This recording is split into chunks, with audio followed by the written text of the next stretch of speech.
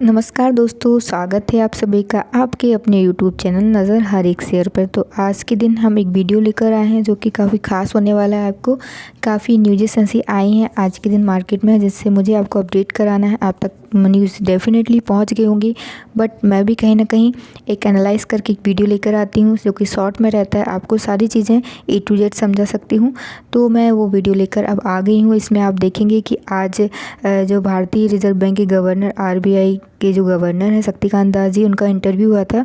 तो किन विषयों पर चर्चा हुई थी उसको हम देखेंगे इस वीडियो में।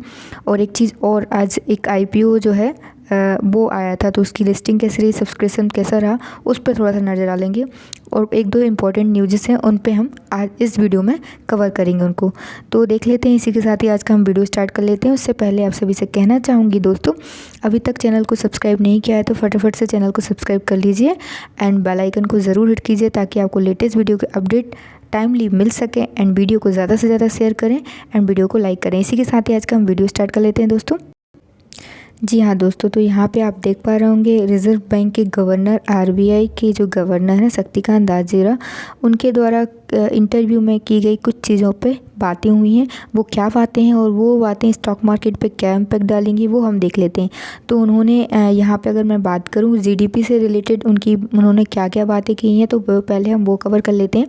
तो GDP से रिलेटेड उन्होंने कहा है कि GDP में जो फैक्टर्स हैं उनका मतलब दायरा जो है, या कहना चाहिए तेज़ी से लगातार अर्थव्यवस्था बढ़ रही है। स्टील की अगर हम बात करें, मैन्युफैक्चरिंग सर्विस की अगर हम बात करें, PMI, GST कलेक्शन, ई-बिल, इन सब पे हमको कहीं ना कहीं वृद्धि देखने की मिल रही है। हम कह सकते हैं कि अर्थव्यवस्था अभी तेज़ी पे या पटरी पे आ रही है कहीं ना कहीं। ये शक्तिकांत दास जी द्वारा कहना है, उनका कहना है। इंटरव्यू में इन सब को कवर किया है और इसकी वजह बताइए। इसकी वजह फेस्टिवल से डिमांड और अनलॉक शुरू होने के आई डिमांड के कारण ही हमको यहाँ पे तेज़ी देखने के लिए मिल रही है। उनका कहना है कि ये तेज़ी की वजह क्या है, तो यहाँ पे फेस्टिवल डिमांड और अनलॉक शुरू होने की वजह से, मतलब अभी तक कोरोना सेशन चल रहा था तो हम देख रहे थे कि हमको अर्थव्यवस्था में काफ़ी गिरावट देखने को मिल रही थी। तो यहाँ पे हम कह सकते हैं कि जब ही अनलॉक यहाँ से अनलॉक अगर शुरू हो गया है तो हमको यहाँ पे GST की कहीं ना कहीं ग्रोथ होते हुए दिख रही है। लेकिन यहाँ पे वास्तविक मांग क्या लग रही है, उनके अनुसार ऐसा है कि जो दिख रहा है ना, मतलब वैक्सीनेशन का जो अभियान है उसमें आत्मविश्वास बढ़ रहा है, काफ़ी ज़्यादा लोगों में जागरूकता आ रही है। या यूँ कहें कि हमको इसमें मजबूती की उम्मीद कहीं ना कहीं लग रही है। तो कह सकते हैं हम कोरोना वायरस का ग्राफ भी वापस से जंप पे पहुँच गया है कहना चाहिए, उसमें भी हमको कहीं ना कहीं तेज़ी देखने के लिए मिल रही है। तो हम कह सकते हैं यहाँ पर हमको अर्थव्यवस्था में भी काफ़ी ज़्यादा यहाँ पर तेज़ी देखने को मिल रही है, रिकवरी पे आ रही है, पटरी पर अर्थव्यवस्था वापस से आ रही है।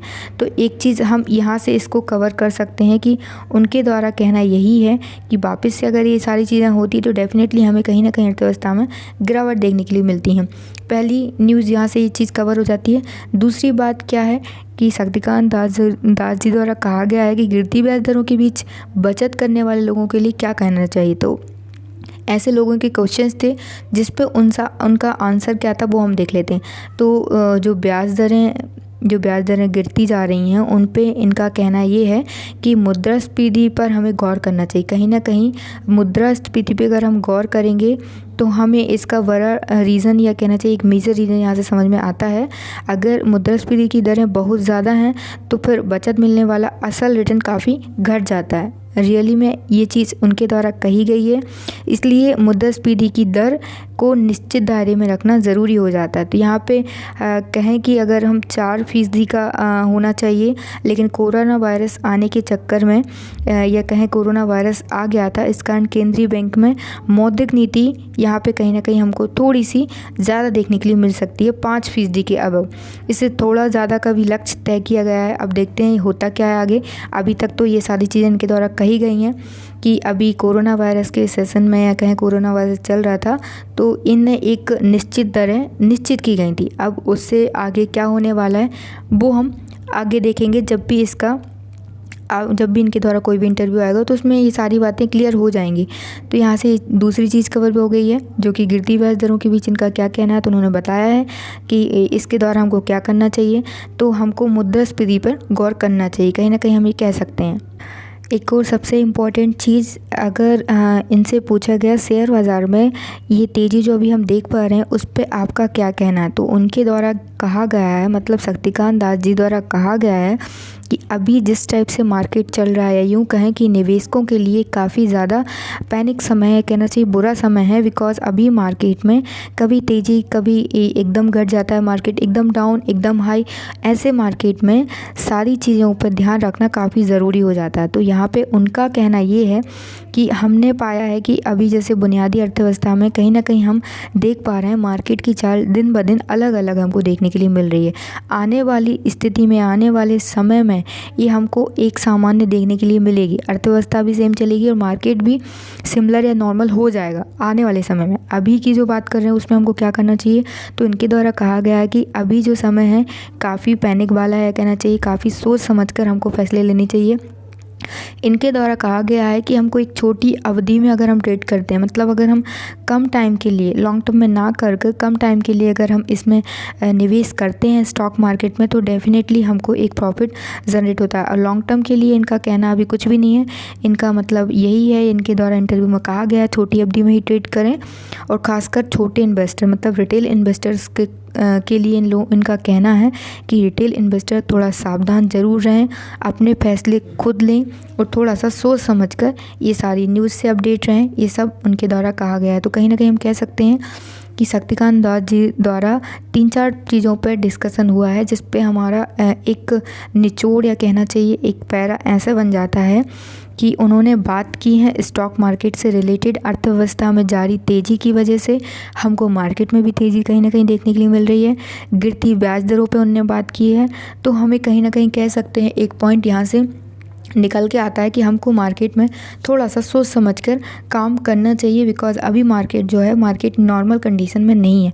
मार्केट जैसे ही रिकवरी लेता है, मार्केट जैसे ही नॉर्मल कंडीशन में आता है, हमें आगे के लिए काम ज़रूर करना चाहिए। बट अभी की स्थिति में हमको थोड़ा सा सोच समझ कर अलर्ट रह के काम करना चाहिए। यहाँ से हमको एक चीज़ मालूम चल रही है। सेकेंड न्यूज़ आप देख पा रहे होंगे स्क्रीन पे, इजी ट्रिप प्लानर IPO जो आया है काफ़ी टाइम सब्सक्राइब हुआ, यहाँ पे लगभग 2.33 समथिंग हमको यहाँ पे सब्सक्राइब होता है वो दिख रहा है। तो काफ़ी अच्छा एक IPO हम इसको कह सकते हैं। और अगर हम इसकी बात करें, एक दिन का इसका सब्सक्रिप्शंस इतना है, तो कह सकते हैं आगे के लिए इसका डेफिनेटली हमको काम अच्छा दिखने वाला है। तो हम कह सकते हैं इस IPO में आने का इसका मोटिव, या कहें कि इसका फिजिकल ईयर 18 से 20 तक प्रॉफिट में रहने वाली ये देश की इकलौती ट्रैवल एजेंसी कंपनी रही है। कह सकते हैं इजी ट्रिप काफ़ी पॉपुलर और एक only one travel agency company रही है। अगर हम कोरोना वायरस के पीरियड की बात करें तो उस टाइम भी कंपनी ने काफ़ी बेहतर ग्रोथ की है और कहा है कि एक मतलब डिजिटलाइजेशन को बढ़ावा दिया है। बिकॉज़ कंपनी उसी चीज़ पे वर्क करती है। अगर मैं आपको बता दूं कि कंपनी कौन कौन सी सर्विस देती है, तो यहाँ पे कंपनी इजी ट्रिप जो प्लानर्स कंपनी है, यहाँ प्रोडक्ट और service and end to travel solutions उपलब्ध कराती है, कहना चाहिए। यहाँ पे ये सारी चीज़ें हमको प्रोवाइड करती है। और एयरलाइंस टिकट हुआ, ऑनलाइन चीज़ें ऑनलाइन प्लेटफॉर्म पर वर्क करती है। एयरलाइंस टिकट हुआ, रेल टिकट हुआ, बस टिकट हुआ, टैक्सी, एंसिलरी वैल्यूज़, एडेड सेवाएँ, ट्रैवल्स इंश्योरेंस, वीज़ा प्रोसेसिंग, ये सारी चीज़ें इसमें इंक्लूड रहेंगी। अगर मैं बात करूँ कंपनी की, तो कंपनी का काफ़ी अच्छा एक ग्रोथ है। कहना चाहिए कि बाकी कंपनियों के मुकाबले इस कंपनी में हमको सबसे ज़्यादा तेज़ कंपाउंड ग्रोथ वाली कंपनी लग रही है। कह सकते हैं एक मुनाफा वाली हमको कंपनी यहाँ से देखने को मिल रही है। तो हम कह सकते हैं इसमें काफ़ी हमको सुविधा मिलेंगी, कस्टमर्स को काफ़ी अच्छी सुविधाएं इसमें मिलती है। नो कन्वीनियंस फ़ीस की सुविधा रहती है।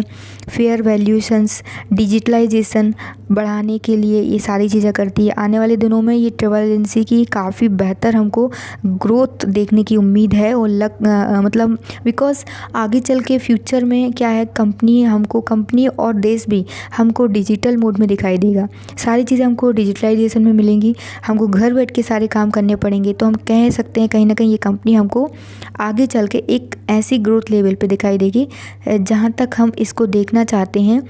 या यूँ कहें कि हम जिस हिसाब से प्रॉफिट चाहते हैं वो इस कंपनी से हम ले सकते हैं। डेफ़िनेटली लॉन्ग टर्म के लिए अगर आप करना चाहते हैं इसमें निवेश, तो डेफ़िनेटली ये कंपनी काफ़ी शानदार रहेगी, काफ़ी अच्छी है। और सब्सक्रिप्शन भी आपने देखा, काफ़ी इसका सब्सक्रिप्शन हुआ है। और यहाँ पे कंपनी का अगर मैं बताऊँ आपको, तो इसके शेयर्स 3.51 करोड़ के आसपास इक्विटी शेयर्स हैं। और यहाँ पे हम साइज़ की बात कर लें तो ऑफ़र साइज़ 1.5 करोड़ के आसपास का ऑफ़र साइज़ है। तो कह सकते हैं कंपनी काफ़ी अच्छी है जिसका आईपीओ आया हुआ है। ईजी ट्रिप कंपनी का नाम है, इसलिए मैं आपको सारी चीज़ें बार बार मेंशन कर रही हूँ। तो हम कह सकते हैं कि ये लिस्टेड कंपनी है। ट्रैवल बिजनेस ईजी ट्रिप का चार्म नहीं है। इसी के साथ ही हम कह सकते हैं इसको सब्सक्रिप्शन की भी आगे चल के सलाह दी गई है और काफ़ी अच्छा कंपनी वर्क कर रही है। तो डेफ़िनेटली हम कह सकते हैं यहाँ से हमारी एक पॉइंट और क्लियर होता है दोस्तों, ये कंपनी ग्रोथेबल है। इसके अलावा अगर दिसंबर कंपनी की रजिस्टर्ड ट्रैवल एजेंटों की बात करें तो बढ़कर इनकी संख्या अभी 59,000 के आसपास हमको यहाँ पे दिखाई दे रही है। तो ये हमारे लिए एक पॉजिटिव पॉइंट यहाँ से हो सकता है, या कहना चाहिए आगे चल के। और सबसे इम्पॉर्टेंट चीज़ है, कोरोना वायरस में भी ट्रैवल एजेंसी पर काफ़ी मार पड़ी, पर फिर भी कोरोना संक्रमण के कारण ट्रैवल एजेंसी काफ़ी ग्रोथ कर रही है। आगे भी अगर हम बात करें तो हमको यहाँ पे अच्छा एक वर्क देखने के लिए मिल रहा है। तो डेफ़िनेटली हम कह सकते हैं यहाँ पे आपको सारी चीज़ें मिल जाएंगी। कंपनी का स्टॉक प्राइस मिल जाएगा, कंपनी का प्राइस बैंड मिल जाएगा, सारी चीज़ें आपको मिल जाएंगी। वो सब बताने की नहीं है, जो चीज़ें बताने की है वो चीज़ें मैंने आपको बता दी हैं। नेक्स्ट न्यूज़ की ओर चलते हैं हम। यहाँ पे एक लास्ट न्यूज़ को और हम कवर करेंगे। बैंकों के प्राइवेटाइजेशन की बात जो चल रही थी उस पर अभी थोड़ी सी आशंका जताई जा रही है। यूँ कहें कि अभी थोड़ा सा हमको एक फुल स्टॉप या हमको पेंडिंग ऑर्डर देखने के लिए मिल रहा है। बिकॉज़ अगर हम सरकारी बैंकों के निजीकरण की बात करें तो इसका काफ़ी विरोध हो रहा है। फेडरेशन का मानना भी है इसमें सर्विस चार्ज में बढ़ोतरी होगी और बैंकिंग सेवाएँ आम लोगों तक पहुँच नहीं पाएंगी। तो इससे काफ़ी ज़्यादा मशक्क़तें या दिक्कतें हमको सामने देखने के लिए मिल सकती हैं। तो एक जो रिपोर्ट आई है, बयान आया, तो उसके अनुसार यही कहा गया है कि अभी निजीकरण के प्रस्ताव को थोड़े टाइम के लिए पेंडिंग कर दिया है। बिकॉज़ मुख्य रूप से आम आदमी पर काफ़ी ज़्यादा इसका इफ़ेक्ट पड़ेगा, तो इसलिए कुछ टाइम तक ये हमको पेंडिंग ही दिखेगा। तो यहाँ से ये वाली न्यूज़ हमारी कवर होती है, क्योंकि कह सकते हैं कि अगर सब चीज़ों का एक वो रहता है, समय रहता है, तो सब चीज़ें देखना भी पड़ता है कि अगर हम कुछ करते हैं तो कहीं किसी को कोई दिक्कत तो नहीं आएगी। तो उस चीज़ को लेके थोड़ा सा अभी गवर्नमेंट सोच रही है कहीं ना कहीं। तो हम कह सकते हैं कि अभी इस पे हम थोड़ा सा अल्ब्राम या कह सकते हैं पेंडिंग ऑर्डर हमको देखने के लिए मिल रहा है। तो जैसे ही होता है तो वो भी अपडेट हमारे पास ज़रूर से ज़्यादा आई जाएगी, तो अपडेट आप तक पहुंच ही जाएगी। तो आई होप सो आपको वीडियो पसंद आया हो। इसी के साथ ही ऐसी इंटरेस्टिंग वीडियो देखने के लिए बने रहिए मेरे यूट्यूब चैनल पे और मेरी वीडियो को ज़्यादा से ज़्यादा शेयर कीजिए। और अभी तक अगर आपने चैनल सब्सक्राइब नहीं किया है तो फटाफट से चैनल को सब्सक्राइब करके बेल आइकन को हिट ज़रूर कीजिएगा। Okay, thank you so much.